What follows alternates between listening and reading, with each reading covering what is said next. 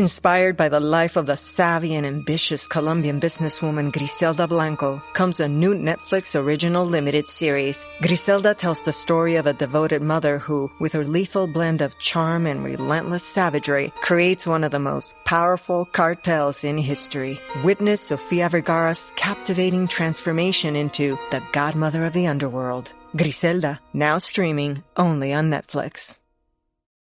If you want to be the best at what you do, if you want to be the most successful at what you do, you have to out-hustle the other people. You have to outwork the other people. You have to out-prepare the other people. And if you're not willing to do that, then you need to quit listening to this right now and turn on some music, put your car on cruise, and slide on home. Because winners do things losers don't want to do.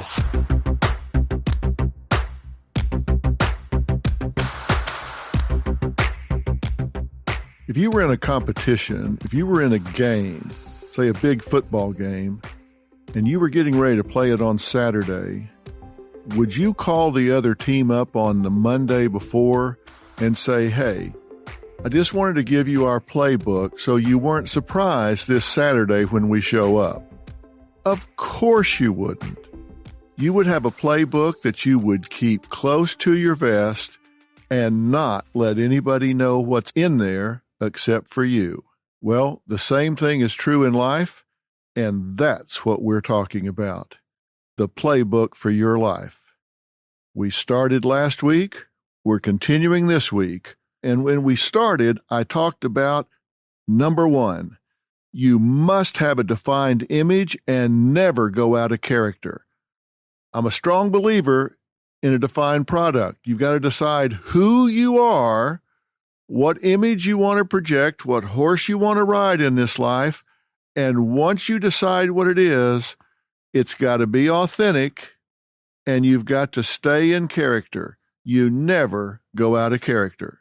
Second, I talked about the fact that that character, who you choose to be, must be unique because you must create a perception of uniqueness. If you're like everybody else, if you're a face in the crowd, then you just become interchangeable, right? I mean, I can take you, take somebody else, you're all alike. What difference does it make? You have to not just be unique, you have to create a perception of uniqueness. And third, I said you must play big, not just long.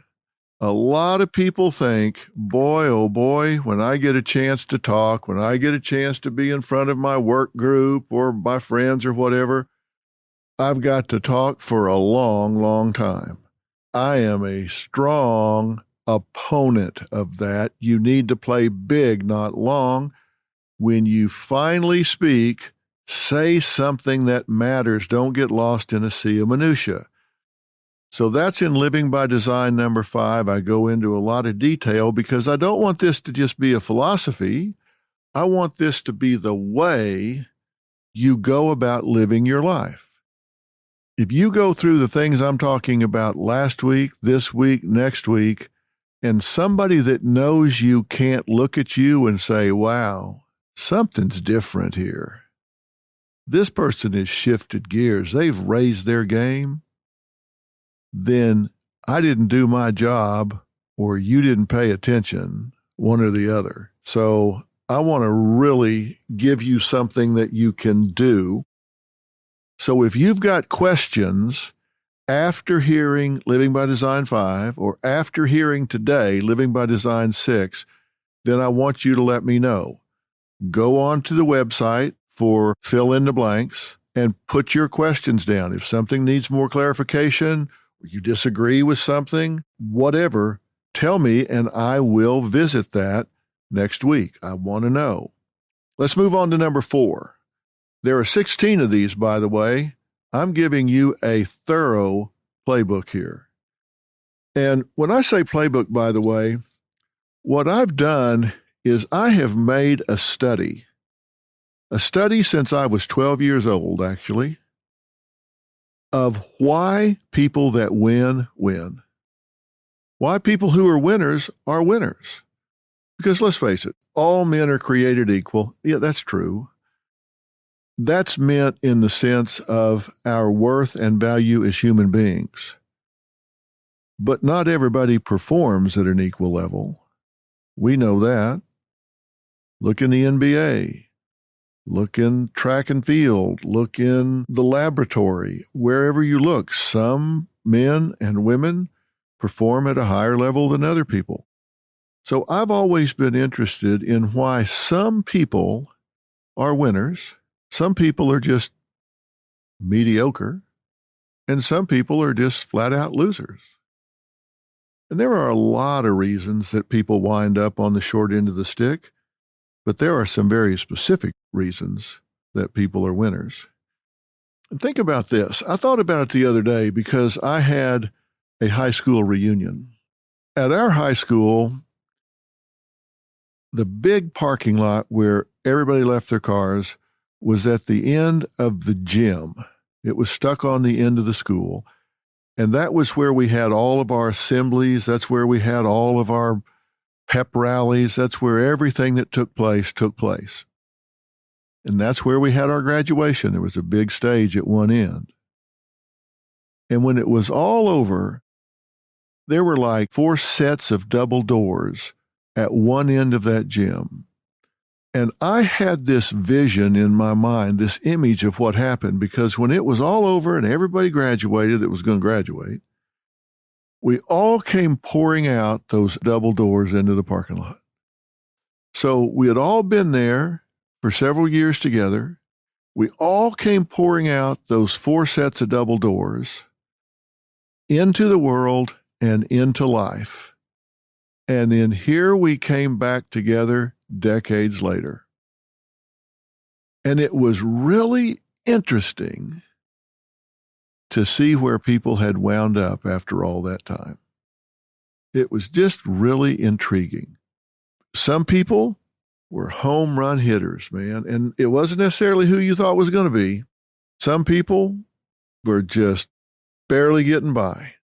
A lot of people weren't even alive, but those that were all up and down the bell curve, meaning that the vast majority were just kind of living average lives in average America, doing average jobs for average income, average marriages, average number of divorces, average number of kids, 2.2 kids, a barking dog, a picket fence. And then there was this group that were overachievers. They were the ones that were out there running the world. But we all came out those doors with the same opportunities in terms of educational background. We all had the same information, but we didn't have the same environment that we were going into. Some had better opportunities than others. Some had a road paved in front of them. Some it was an uphill battle. But we certainly wound up in different places. And I have spent my life studying why those that wound up winners after all those years wound up ahead, and those that wound up to be losers came in at the end of the pack. Ask yourself that about you. Maybe you've been out of high school 3 or 4 years. Maybe you've been out 30 years. Maybe you've been out 20, whatever. Where are you in your pack? Are you doing pretty well? Are you kind of bringing up the rear? Are you average Joe or Joan right in the big middle? And do you want to know how to be one of those that's leading the pack? And that's why I'm spending this time on this Fill in the Blanks podcast. I'm wanting to fill in the blanks about why winners win and losers lose. Because if I gave you a pen and a pad, I'm guessing you couldn't fill in all those blanks because you probably haven't spent the last 40 years studying it, and I have. I probably couldn't fill in the blanks in what makes your job, but I can fill it in what makes my job, and this is what it is.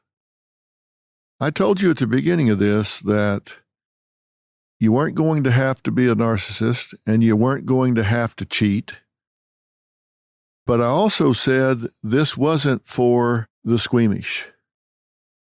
Because frankly, those that wind up being winners those that get ahead in this world, they just do some things losers don't want to do.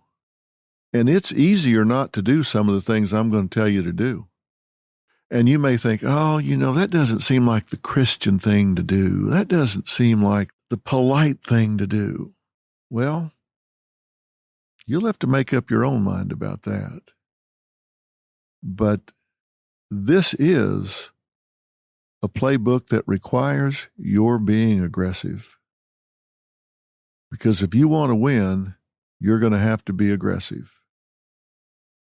The meek shall inherit the earth. But as the old joke goes, who will step up to claim it? The meek may inherit it, but none among them will step up to claim it. I want you to step up and claim it. And that's number 4. Learn to claim and accept praise and acknowledge it in a gracious way, but do accept it. This is Jess Betancourt, the host of DNA ID, the only true crime podcast that exclusively covers cases solved using forensic genealogy. DNA ID goes behind the headlines to answer your questions about this remarkable new crime-solving tool, how it works, how cases are selected, why the cases were unsolved for so long, and how the justice system is addressing it. I include input from law enforcement to give you the inside scoop that we all crave, with a straightforward, no-nonsense delivery. You can find DNA ID on any podcast platform. Episodes come out weekly on Mondays.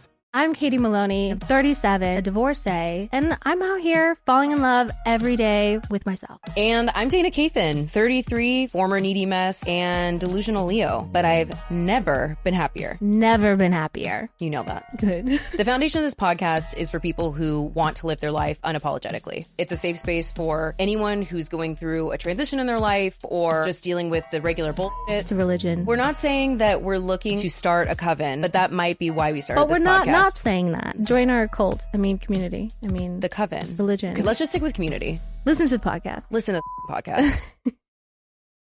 Now think about that. Every strategy you embrace, every action plan you execute should be designed to distinguish you in a positive way. Right? You want to get noticed. You want to get ahead. I said you want to come up with an image that distinguishes you through your uniqueness, and you want to play big. That means you want to make waves, you want to make noise, you want people to notice you. And when they do, you're going to get praised.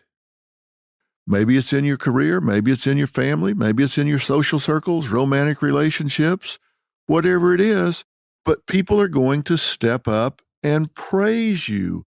Why is it that most people have a problem accepting compliments? Why is it that when somebody gets praised, somebody gets acknowledged, somebody gets the just rewards of everything they've worked to achieve, the typical response is, oh, shucks, weren't nothing, and dig their toe in the carpet like, oh, no, don't mention it, don't mention it. What the hell you mean, don't mention it? I've been working 6 months to get noticed here. Yes, do mention it. Mention it to everybody you know. Tell everybody you know what I did. You don't want to be one of those people that shies away from what you have earned. If you have earned the right to be praised, if you have earned the right to be acknowledged, then you need to graciously accept that. And for some reason, we have been taught humility. We shouldn't be embracing praise and acknowledgement.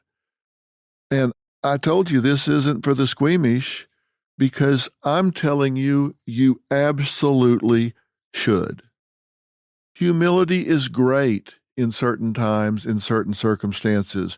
But when you are on the move in your life, in your career, in whatever it is you're pursuing, and you are upwardly mobile, why wouldn't you graciously accept the compliment or the invitation to move to the next level? I can only think of 2 reasons. One, you've been taught it's prideful and narcissistic to seek attention, so you shun it when it comes. Or 2, you really don't believe you deserve it. You just really don't think that you've earned it? You don't believe you've deserved it? Well, let me remove that first obstacle right now. It is not prideful. It's not egotistical to accept, claim, or expect praise. I say expect because you teach people how to treat you. When you do a job well, then you need to teach people that you expect to be acknowledged for it. And if you don't do a job well, then you should expect people to say, hey, that was not up to par. You need to step up your game. You don't want to be lied to. If you want to succeed in this world, you need honest feedback, right? You need people to tell you the truth, or you're going to continue this trend toward mediocrity or worse. You need to choose to respond differently when someone praises you or confirms your value. In fact, you should work out your response in advance and you should practice it. You should practice it so you don't choke or revert to your old outdated response pattern when it happens. So how about simply learning and practicing to say, somebody praises you, they come up and say, hey, I just got to tell you, you did a really good job on this project. You may think it's gracious to say, oh, no, listen, it was nothing. How about instead saying, thank you for saying that. You are really kind to notice. Is that prideful? Is that egotistical? Is that narcissistic? Is that obnoxious? Is it obnoxious for you to say, thank you for saying that. You're very kind to notice.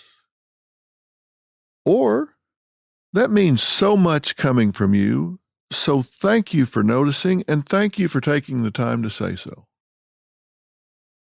Does that seem obnoxious? Is somebody going to turn around and walk away and say, what an arrogant SOB?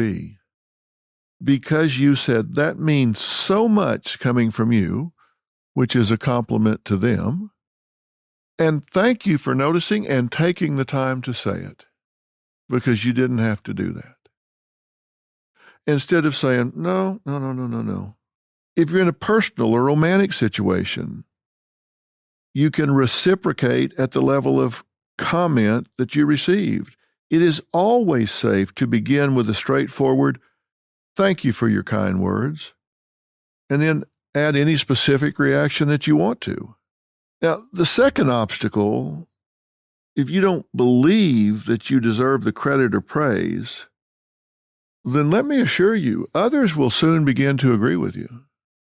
Because anybody that's truly evaluating a person's worth, value, skills, and abilities, in their heart of hearts, they're going to say, who am I to second guess them? They've known themselves since the day they were born. And they seem to know that they're not very smart, they're not very good, they're kind of lazy, they don't really have ownership in the good outcome here. So who am I to second guess them?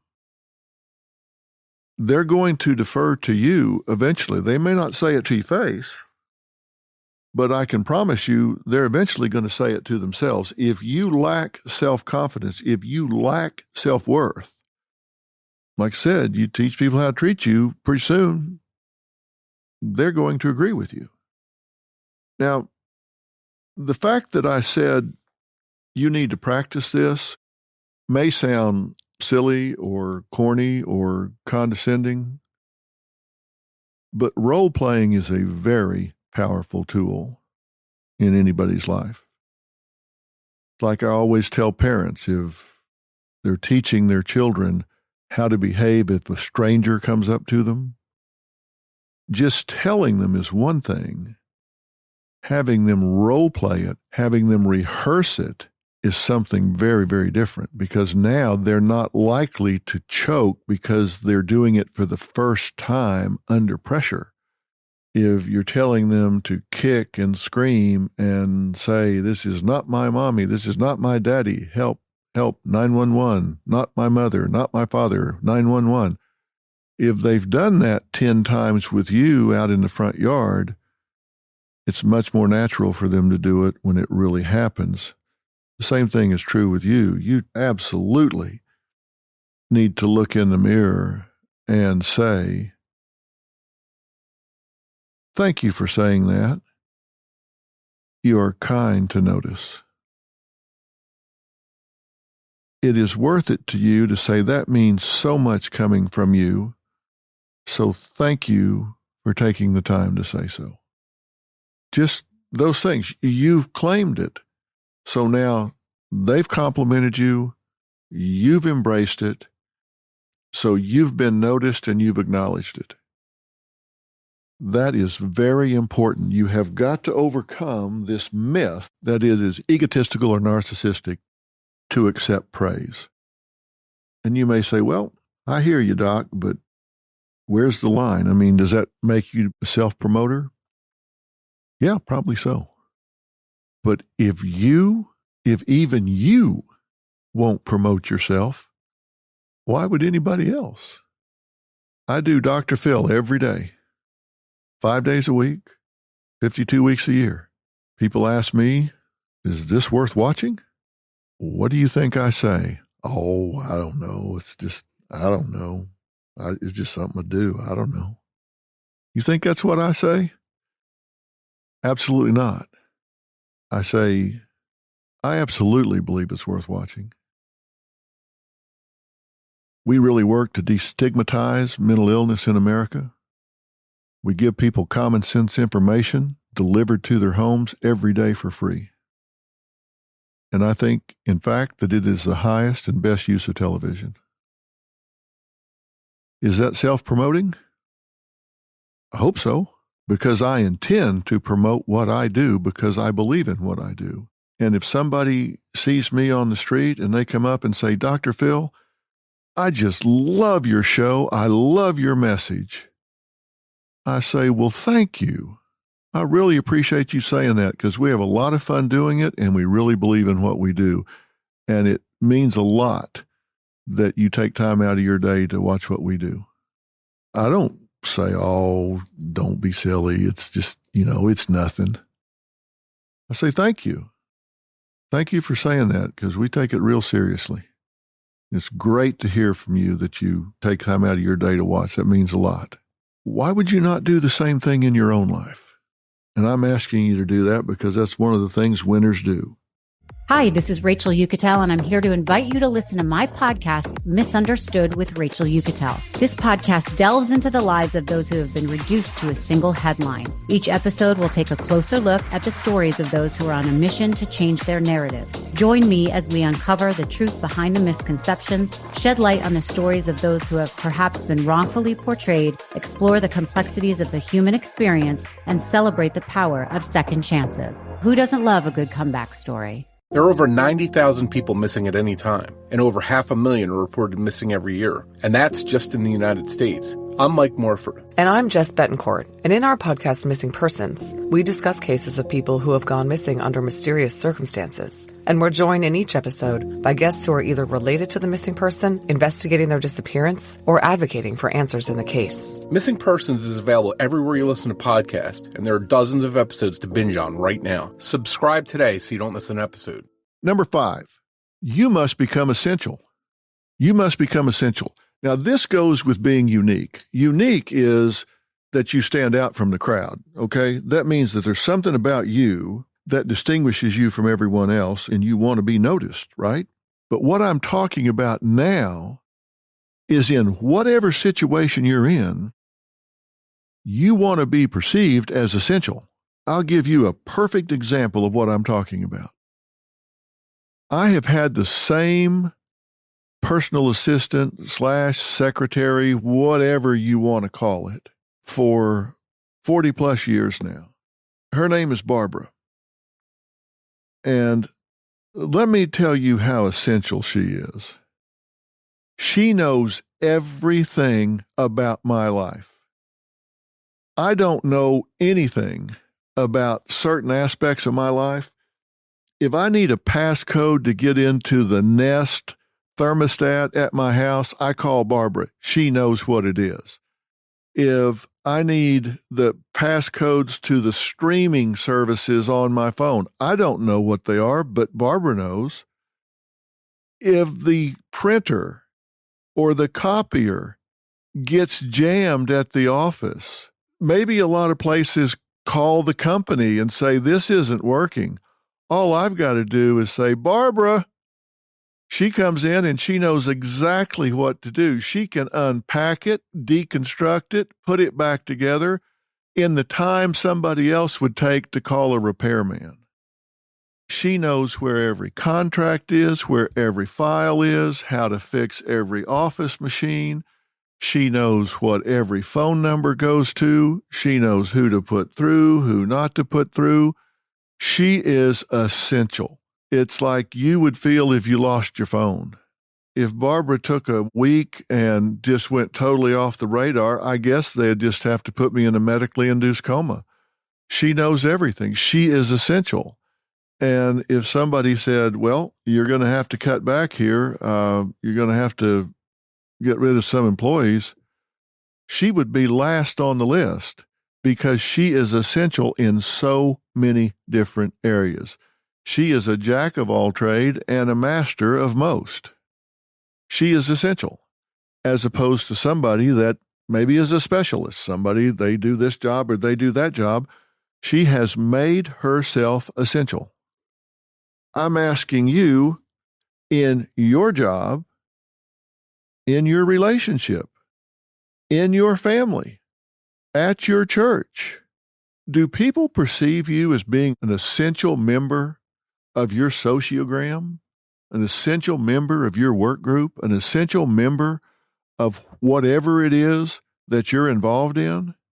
And if you want to be a winner, if you want to be an important member of a team, you need to create the perception of being essential.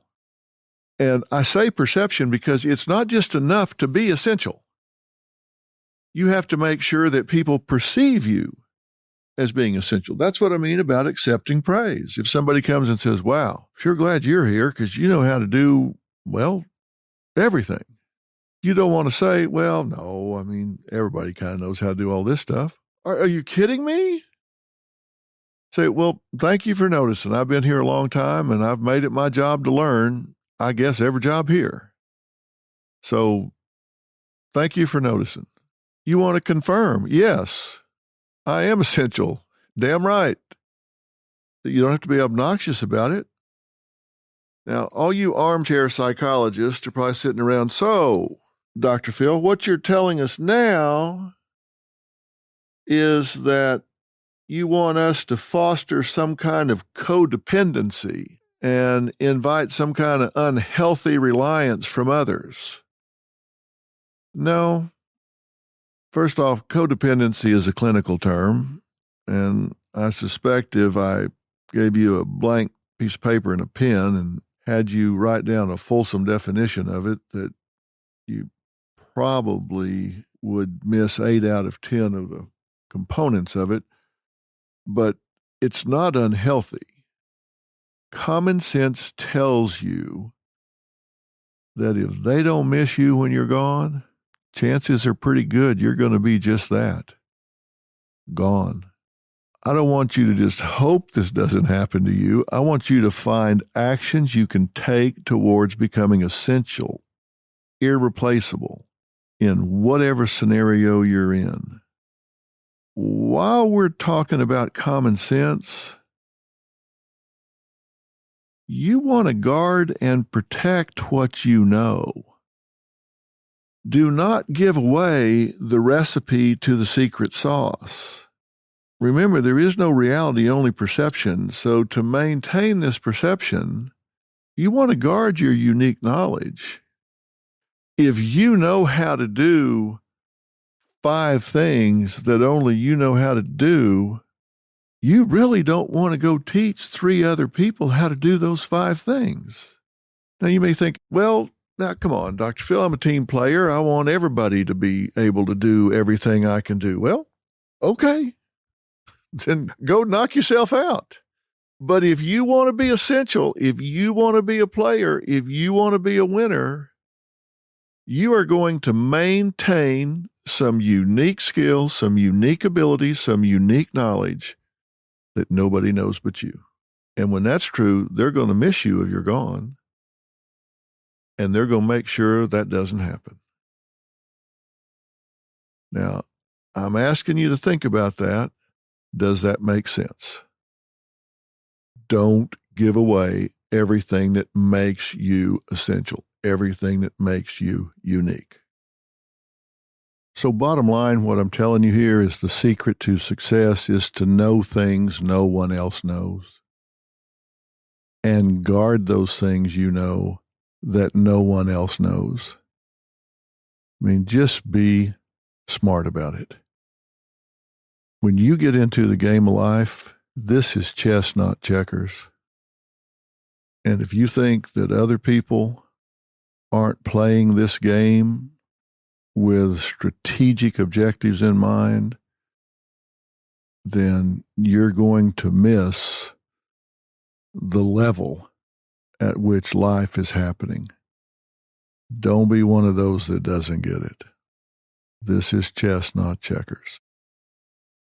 Let's talk about number 6, and I really want you to think hard about this one as we talk about it, because this is going to require you to do some real thinking. Number 6 in your playbook is you must know your real currency. Your real currency. Now, I just really don't like psychobabble. I don't like words that have been so overused that they lose their meaning. It really bugs me when I hear people talking about, I want to empower people.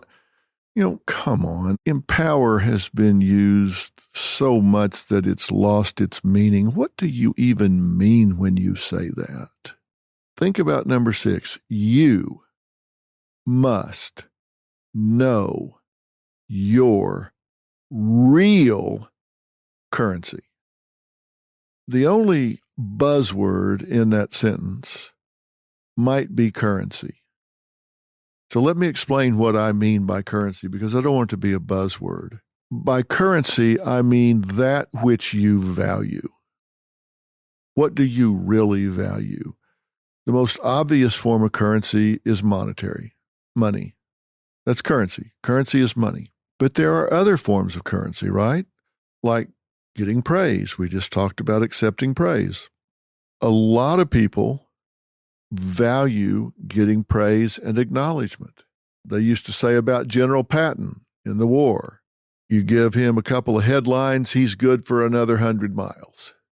They used to say that about General George Patton. Give him a few headlines, he's good for another 100 miles. He'll press on, whatever the odds are. He liked that. It was of value to him.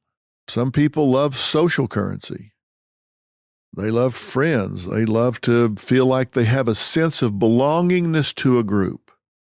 We all feel better if we think we're part of something, we belong to something, that we're accepted by others. They say that validates us, which is another overused buzzword, which just means we're okay. That people that we care about accept us, which tells us we must be okay because these people that we admire or look up to want to hang out with us, so we must be okay. That's what validate means. It just means if they like me, I must be okay. There's spiritual currency. If you have spent time in prayer and meditation and reading the Bible or the Quran or whatever it is that is your connection, and you feel a sense of peace about that, and you feel a closer walk with your higher power, which I choose to call God, then you have spiritual currency. You feel like you have a connection. So there are lots of different forms of currency. Sometimes when I go home at the end of the day, I feel like we worked with some people today that I made some real headway with. and they were teaching tools. And so based on what we covered, I'm guessing that millions of people got a message today that was very important. So I'll go home and I'll be really tired, but it's what I call a good tired. I feel like I used my life, I used my platform today in a really positive, impactful way. That's currency for me. If I feel like I was a good steward of my platform and used it in a meaningful way, then that's currency for me. I feel good about that. I don't go home thinking, well, I made money today because I did this or that.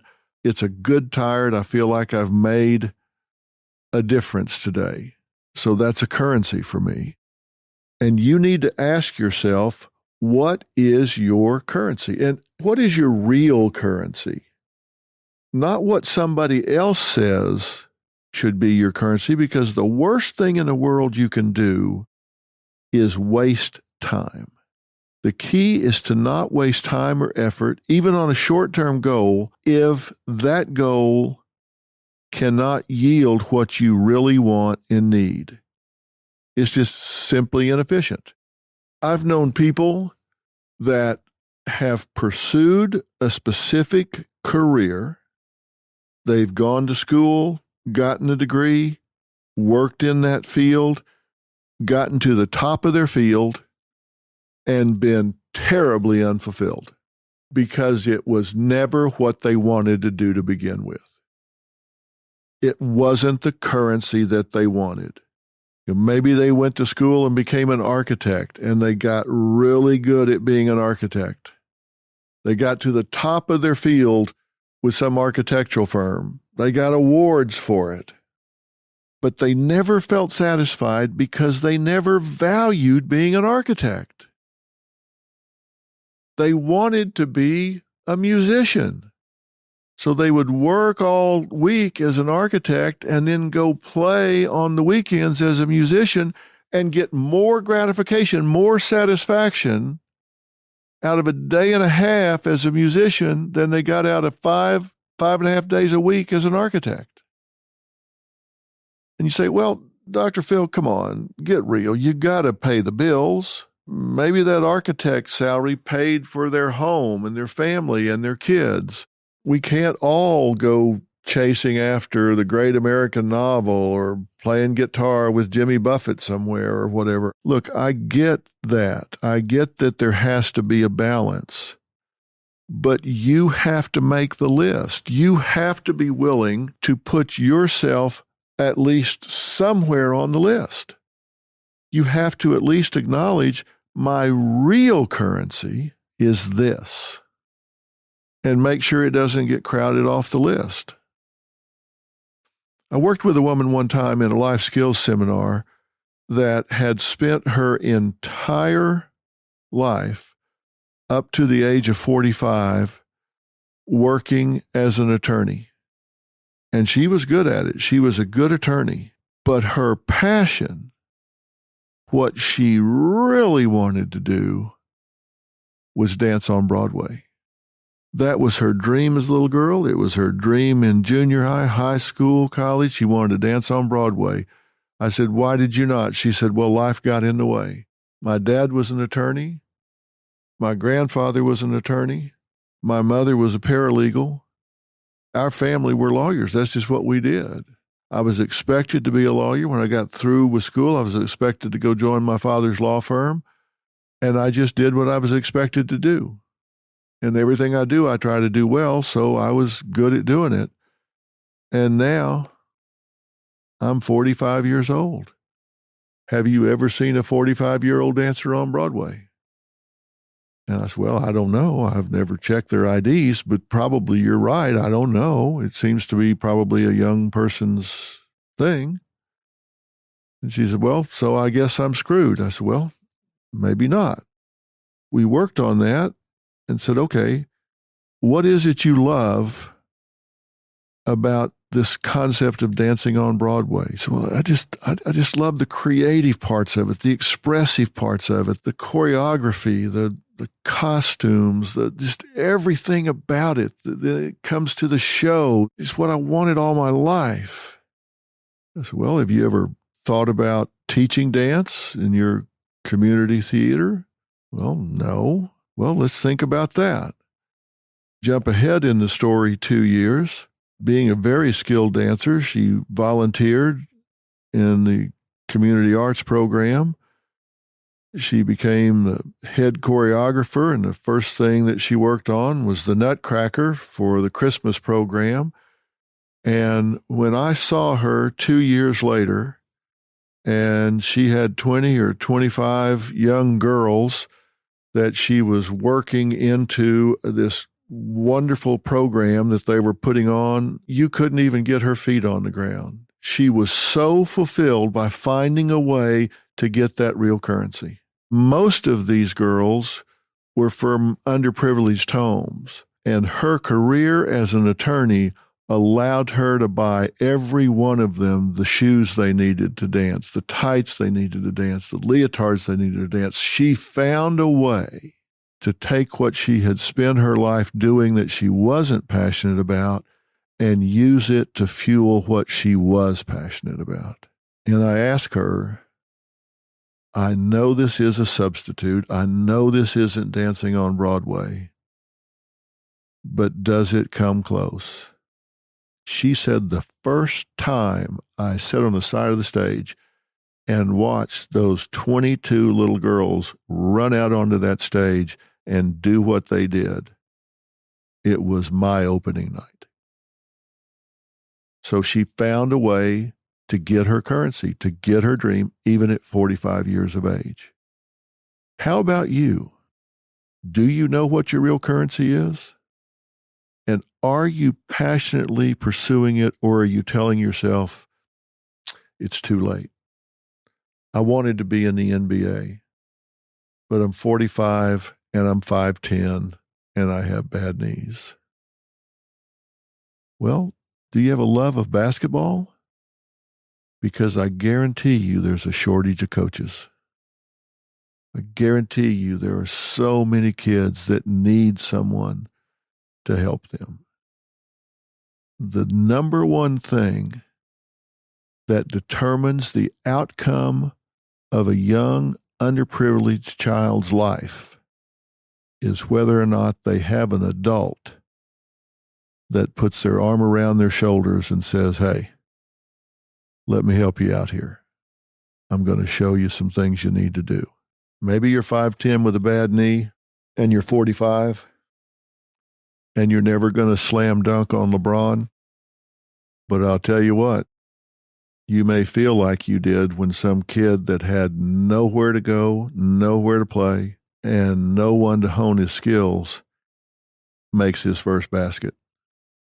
But you can't know that if you don't know what your real currency is. And you've got to find that out. In order to do that, let me tell you something. You have to decide that you will not take no for an answer.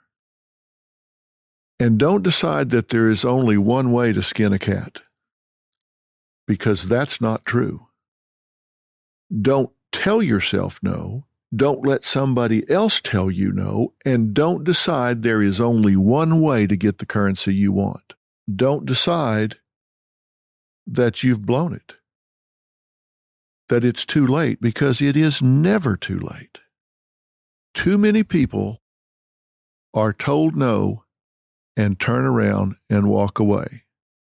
And I'm going to give you a little secret that I have embraced my entire adult life that has made a substantial difference in my life. And that is, when I want something and it involves someone else, I never, ever, ever talk to anyone who cannot say yes. Now, let me say that again.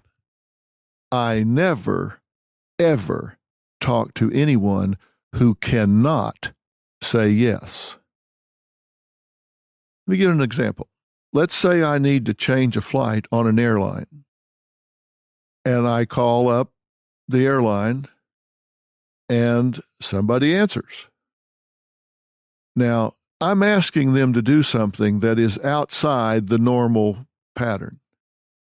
Do you think the person answering that phone has the authority to do that? Chances are pretty good they don't. So the first thing I do is say, all right, here's what I want to do. I want to take this flight and I want to change it to this flight. And I'm not asking you to do it. What I'm asking you is, do you have the authority to do it? I'm not asking you to do it. I'm not even going to tell you my story. I'm just asking you, do you have the authority to do it? More often than not, they'll say, no, sir, I do not. So they say, what's the deal? I said, does it matter? You don't have the authority to do it, do you? No, I don't. Listen, no disrespect. May I speak to your supervisor? They get the supervisor on the phone. I say, okay, listen, here's what I need to do. I can tell you why and all of that, but first I need to ask you, do you have the authority? You have to put a code in the computer to do this. Do you have that code? Do you have the authority to do this? No, sir, I don't. I'm sorry. I wish I could, but I don't. I understand. No problem. May I speak to your supervisor? Well, I don't think they're going to help you anymore, but yes. I said, well, you can't help me, right? I could inspire you to the point that you would stand up on your desk. You don't have the code, right? Well, that's correct. May I speak to your supervisor? I get the supervisor on the phone and I say, okay, here's what I need to do. I'm not asking you if you'll do it. I'm just asking you, do you have the authority to do it? Well, yeah, I've got the authority to do it. I'm not telling you I'm going to do it, but I got the authority to do it. I say, great, have a seat. We're going to talk. Okay, why do I do that? Because I don't want the person that answers the phone or the person that answers the phone's supervisor to go plead my case to the third person. Why? Because I believe I can plead my case much better than the person who answered the phone or the person that answered the phone's supervisor can plead my case. Because it's like playing the game of telephone. You say it to one person and they say part of it to the next person who says part of it to the next person. I think I'm a pretty good persuasive person. I'd rather plead my own case. I do not waste my time talking to somebody who cannot say yes. And if they say, well, I'm sorry, I can't get you a supervisor, I hang up and call back till I find somebody that can. I have seldom, when I have gotten to someone that can say yes, failed to get them to say yes. But I marvel at people who talk to someone that cannot say yes. No matter how good the story, no matter what the circumstance, it doesn't matter if they're crying on the other end of the phone. Oh my God, what a horrible story. I feel so bad for you. I wish I could fix this for you, but I can't. Don't have the code. You got to put a code. I don't have the code. I don't even have a button to push. Why have I spent 30 minutes entertaining this person? They can't help me. Don't ever talk to somebody who can't say yes. Make that part of your life code. You do not talk to somebody who cannot say yes. All you're doing is flapping your gums. And I'm saying the same thing here about finding your currency. If you want to do something that you need to do to start harvesting your real currency, do not talk to somebody that cannot help you do that. You've got to get to a decision maker. You've got to get someone that has the ability to say yes. I mean, I'm in Hollywood now. I do Dr. Phil. I do Bull. I do The Doctors. I do Daily Mail TV. I do other shows. We go to pitch a show to a network. My people know, do not put me in a room with somebody that can't say yes. If there's not a decision maker in the room, they know, do not put me in that room. Because I don't want to go pitch somebody that can't say yes, who's going to then go pitch their boss who can say yes. I don't need a middleman. I want to talk to the person that can say yes. And if they don't say yes, okay, it didn't work out. But it needs to not work out because I didn't do what I could do to get it to happen. So you have to decide what is your real currency, whether it's mental, emotional, social, safety and security, monetary, spiritual. whatever it is. Second, realize that there's more than one way to skin a cat. You might have thought the only way I could get it would be dancing on Broadway. That's not true. What you wanted was the feeling you would get from dancing on Broadway. Do not assume that dancing on Broadway is the only way to get that feeling. And then once you go to pursue it, do not waste 1 second of your life talking to somebody who cannot say yes. Okay, I don't want to throw too much at you at one time because I really want you to absorb this. So I've just covered 4, 5, and 6 out of a list of 16. And I know I've put some other stuff in that's kind of overarching. We're going to continue this next week. I'm talking about a playbook for your life. These are things that I don't want you to just kind of think about. These are things that I want you to incorporate into the character of who you are, the values that you use in approaching life. I want these to be, just as I say, your playbook. This is the way you play the game of life. And you may think, well, Dr. Phil, life's not a game. Yes, it is. Not all games are frivolous. Not all games are for fun. But it is a game. And it is a serious game. Now, number 1 was you must have a defined image and never go out of character. Number 2, you must create a perception of uniqueness. Number 3, you have to play big, not just long. That means seize your opportunities and have an impact. Number 4 was learn to claim and accept praise and acknowledge it in a gracious way, but do accept it. You worked hard to get noticed. You need to be noticed to get ahead. So why would you shy away from it once you finally earned it? Number 5, become essential. Make sure that you will be missed if you were gone. You would be missed if you were gone. Number 6, you must know your real currency. That is so very important that you know your real currency, because I would hate for you to spend your life chasing after something you don't really want. That would be the worst possible outcome. Days turn into weeks, weeks turn into months, months turn into years, and the next thing you know, your life has just flown by with you chasing something you never really wanted. When I said I want you to fold these things into your life, I really want you to look in the different areas of your life and ask how you can apply these first 6 things we talked about. Your social life, your family life, your romantic life, your professional or career life, your spiritual life. How can you use these 6 things to have an impact in those areas of your life? There's an old saying, life is hard, life is a bust, all you do is what you must. You're in control. I'm just giving you some tools to exercise that control, because life doesn't have to be a bust, and it's never, ever too late. I'm Dr. Phil. We'll talk again.